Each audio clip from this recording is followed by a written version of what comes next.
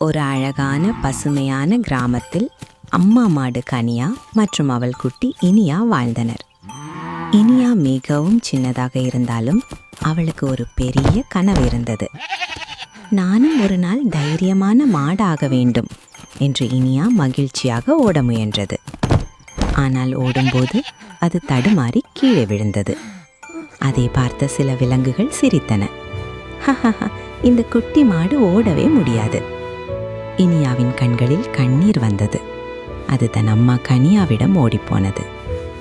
கனியா மெதுவாக சொன்னாள், மகளே, விழுந்தது தவறில்லை, மீண்டும் எழுந்து முயற்சி செய்வதே தைரியம்.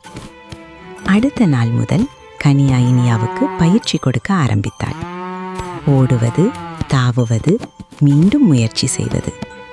இனியாவின் தைரியம் தினமும் அதிகரித்தது.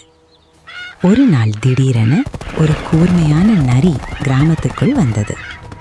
அனைத்து விலங்குகளும் பயந்து ஓடின. அப்போது இனியா அம்மாவின் வார்த்தைகளை நினைத்தது. அது தைரியமாக நரியின் முன் நின்றது. என் நண்பர்களை பயமுறுத்தாதே என்று இனியா சத்தமாக கத்தினது. அதை பார்த்த நரி பயந்து அங்கே இருந்து ஓடிவிட்டது.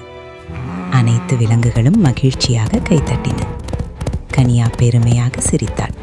நான் சொன்னேனே மகளே, நம்பிக்கை இருந்தால் தைரியம் வரும்.